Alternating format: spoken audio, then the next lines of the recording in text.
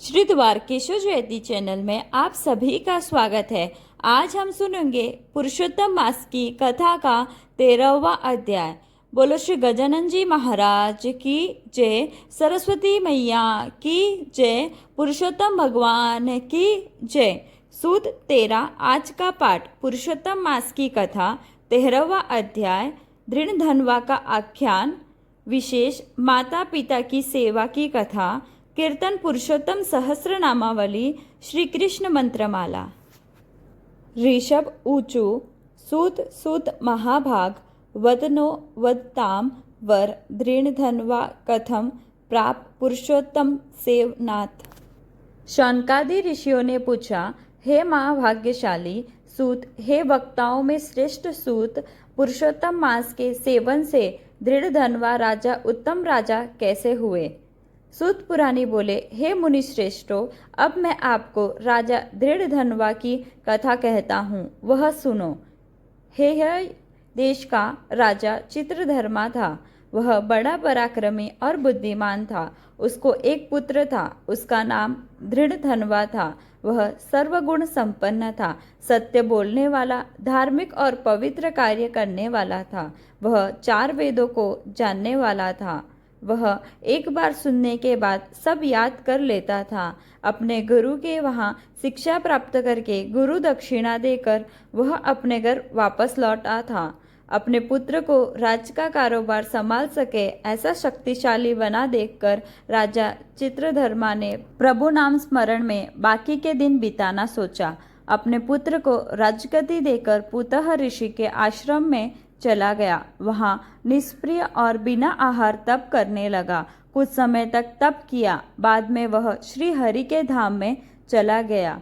दृढ़ धनवा को अपने पिता की मौत की खबर मिली। मृत पिताजी की सब प्रकार क्रियाएं विधि विधान से संपन्न कर दी, दान दिया और नीति अनुसार राज्य करने लगा।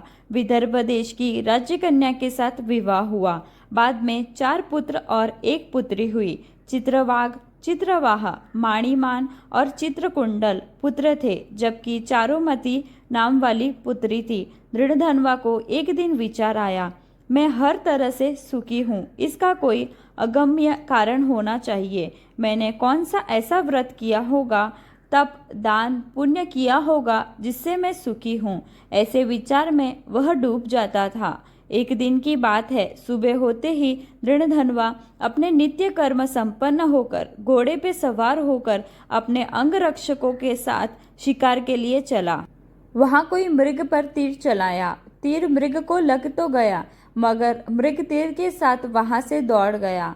राजा ने पीछा किया, तलाश लगाई, मगर वह मृग कहीं नजर आया नहीं। राजा निराश हो गया। देखते देखते मध्याह्न हुई। राजा बेचैन हो गया। उन्हें प्यास लगी। कोई सरोवर के किनारे आ गया। एक पेड़ आगे अपना घोड़ा बांध दिया। बाद में झील के पानी से अपनी प्यास संतृप्त की। वह समय राजा ने एक तोते को बोलते हुए सुना। वह तोता बोल रहा था कि हे राजन, तुम सुख और भोग में मस्त होकर असली तत्व को भूल चुके हो। अगर तुम अपने सही तत्व को नहीं समझे तो परमात्मा को किस तरह प्राप्त कर सकते हो।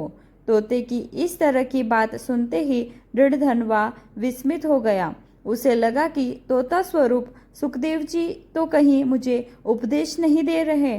वह सोच रहा था, तभी उनके अंगरक्षक वहां आ पहुंचे। राजा भी बाद में अंगरक्षक के साथ अपनी नगरी में आ गया। 2 दिन हुए, फिर भी उसे वह तोते के वचन याद आते रहे। वह सोया नहीं, भोजन खाया नहीं, वह बस सोचता रहा। अपने पति की ऐसी स्थिति देखते ही रानी ने पूछा, हे स्वामी जी, आप कोई समस्या में आ गए हैं क्या? आपको क्या दुख हो सकता है? अगर है तो मुझे कहो, मैं उसे दूर करने का प्रयास करूंगी। मगर राजा ने इसी बारे में किसी को कुछ नहीं बताया और रानी, दास, दासी, मंत्री, नगरवासी चिंता में आ गए। इति श्री बृहन्नारद्य पुराण के पुरुषोत्तम महात्म्य का दृढ़ धनवा का आख्यान नामक 13वां अध्याय संपूर्ण। अब पुरुषोत्तम मास की पावन कथा पढ़ेंगे। माता पिता की सेवा की कथा। एक गांव था, वहाँ बुढ़ा किसान रहता था। उसकी पत्नी भी बुढ़ी थी। किसान को 4 पुत्र थे, वे शादीशुदा थे। समय आने पर एक एक होकर अपने माता पिता से अलग हो गए। किसान और उसकी पत्नी दोनों बुढ़े होने के कारण कुछ कर नहीं सकते थे, फिर भी इक्का दुक्का काम करके अपना निर्वाह करते थे। दोनों अपने पुत्र और पत्नियों के साथ लाचार होना पसंद नहीं करते थे। ऐसे में पुरुषोत्तम मास का आगमन हुआ। किसान अपनी पत्नी को बोला, हम दोनों अपने कोई पुत्र के साथ रहेंगे और भगवान पुरुषोत्तम जी का व्रत करेंगे। पत्नी ने कहा, अच्छी बात है, हम अपने बड़े के घर जाएंगे। और 2 दिन बाद दोनों अपने बड़े पुत्र के वहां गए। पुत्र और पत्नी ने सत्कार किया।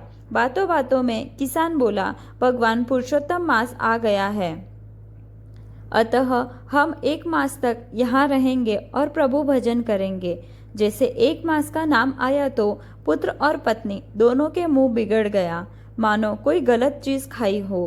पति पत्नी बोले, पिताजी, हमारे यहाँ रात को सोने की कोई जगह नहीं है, कृपया आप छोटे के वहाँ चले जाए। किसान दंपति वहां से निकल गए। आए 2 नंबर वाले के पास। अपने माता पिता को आया देखकर खुश हुआ, अच्छा सा कुछ स्वागत किया। मगर जब 1 मास की बात आई तो 2 नंबर वाले का भी मुंह बिगड़ गया और तीसरे नंबर वाले के पास जाने को कहा। तीसरे पुत्र ने भी वही किया जो अपने 2 बड़े भाइयों ने किया था। आखिर दुखी होते हुए किसान अपनी पत्नी के साथ अपने सबसे छोटे पुत्र के वहां गए। वे दोनों पति पत्नी समझदार थे। छोटा लड़का अच्छा था, उनकी बहू भी बड़ी चतुर थी, अच्छी थी। अपने माता पिता को घर में रख लिया। हर रोज किसान दंपति नदी स्नान के लिए जाते थे। वहाँ कहानी सुनते हुए घर आते थे। छोटी बहू भीगे हुए कपड़े ले लेती और द्वार पर रखती। द्वार के पीछे एक कोठी थी। अपनी अवस्था के कारण अपने भीगे हुए कपड़े ठीक कर सकते नहीं और पानी की छोटी छोटी बूंदें कोठी में आ टपकती। टपकती हुई पानी की बूंदें मोती बन रही थी। यह बात घर वाला कोई जानता नहीं था। किसान दंपति अपने छोटे बच्चे के वहाँ दिन में 1 बार भोजन लेते थे। छोटी बहू हर रोज अलग अलग पकाया हुआ भोजन देती थी। अपने सास ससुर भोजन के लिए जब बैठते थे तब अच्छी सेवा करती। अपनी बहू का यह बर्ताव देखते सास ससुर प्रसन्न होते हुए आशीष देते थे। इस तरह पुरुषोत्तम मास समाप्त होने आया। किसान दंपति ने 2-4 ब्राह्मणों को भोजन और दान देना सोचा। अपना व्रत मनाना चाहा। दंपति के पास थोड़े कुछ पैसे थे, वह अपने छोटे लड़के को दिए और व्रत को मनाना के लिए कहा। अब पुरुषोत्तम मास का आखिरी दिन भी आ गया। कुछ काम से छोटी बहू ने कोठी खोली। अंदर कुछ चमकता नजर आया। उसने अपना हाथ अंदर डाला तो अपने हाथ में मोती आ गए और तुरंत अपने पति को दिखाए। बाद में कुछ दाने गांव के जवेरी को दिखाए और मोती की परख हो गई। मोती सच्चे थे। थोड़े मोती वहां बेच डाले। कुछ पैसे लेकर घर आए। वे दोनों मान गए कि यह कृपा भगवान पुरुषोत्तम जी की और अपने माता पिता की है। उन्होंने यह बात अपने माता पिता को बताई। घर में खुशी का माहौल बन गया। पहले जब 4 का भोजन का इरादा किया था, अब 51 ब्राह्मणों को भोजन देने का तय हुआ। अपने सारे परिवारजनों को न्योता देकर पेट भर भोजन दिया। भोजन में आने वाले को दक्षिणा भी अच्छी दी। बाद में छोटे से 3 बड़े भाई थे। वह आपस में सोचने लगे, छोटे के पास इतने पैसे कहाँ से आए, कुछ काला लगता है। तीनों भाई और उनकी पत्नियां उल्टा सुल्टा सोचने में आ गई और सबसे बड़े बहू ने छोटी को पूछ भी डाला, इतना धाम धूम के लिए तुम्हारे पास पैसे कहाँ से आए। छोटी ने बिना कोई बात छुपाए सब बात बता दी। तीनों को भारी पश्चाताप हुआ। अपने को दुखी मानते सोचने लगी, शायद हमने अपने सास ससुर को अपने साथ रखे होते। अगले साल जब पुरुषोत्तम मास आएगा तब हम छोटी बहू ने किया है वैसा करेंगे। और फिर से पुरुषोत्तम मास आया। तीनों बहुएं अपने सास ससुर को अपने साथ रखने के लिए तकरार करने लगी, लेकिन बाद में तय हुआ कि वह बड़े भाई के वहां रहेंगे और मोती बनते ही तीनों आपस में बांट लेंगे।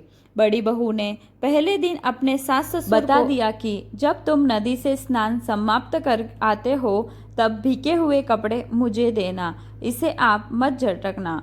इधर किसान दंपति जैसा बड़ी बहू बताती वैसे वे करते थे। दिन गुजरते गए। बड़ी बहू को लालच लगी थी। वह असली प्यार से नहीं दिखावा कर रही थी। वह तो मोती की कल्पना में खोई थी। कब मुझे मोती मिल जाए। आखिर पुरुषोत्तम मास समाप्त हुआ। तीनों बहू ने मिलकर व्रत मनाने का तय किया। सारे गांव वालों को भोजन के लिए न्योता दिया। गांव वालों ने भी भरपेट भोजन किया। ब्राह्मणों को पेट भर भोजन और दक्षिणा मिल गई। अब जब घर खाली हो गया तब तीनों बहू कोठी के पास गई। मन में था कि यह कोठी भी मोती से भर गई होगी, लेकिन यह क्या, जैसे कोठी का ढक्कन हटाया और अंदर हाथ डाला तो गंदा पानी था। अंदर एक भी मोती नहीं था। और तो और कोठी गीली हो गई थी, शायद टूट भी सकती थी। यह बात बनते ही तीनों के मुंह जाने टूट गए। अपने जो अरमान सजाए थे वह फीके पड़ गए। वह अपने सास ससुर पर चिढ़ गई। अनाप शनाप बोलने लगी, तुम दोनों ने छोटे को यहाँ अच्छी तरह से स्नान किया होगा, जबकि हमारे यहाँ दिल में कपट रखा होगा, तब ही तो ऐसा हो गया है। किसान बोला, हमने तो भाव से सब किया है, लेकिन आपके मन में जो लोभ था और इसीलिए यह बात बनी है। भगवान पुरुषोत्तम जी सब जानते हैं। उनको यहाँ कोई दिखावा नाटक नहीं चलता। विठ्ठल विठ्ठल मुख से जपाए, मन में स्थिरता आ जाए तो ही क्लेश से मुक्ति होई। श्री कृष्ण शरणम मम। बाल कृष्ण है माखन चोर, नटवर नागर नंद किशोर, जीव मात्र की जीवादोर। श्री कृष्ण शरणम मम। महीधर हो मुक्तिदायक, त्रिविध ताप के निवारक, नाम स्मरण है भवतारक। श्री कृष्ण शरणम मम। बोलो श्री पुरुषोत्तम भगवान की जय। बोलो श्री कृष्ण कन्हैया लाल की जय। जय श्री कृष्णा। राधे राधे।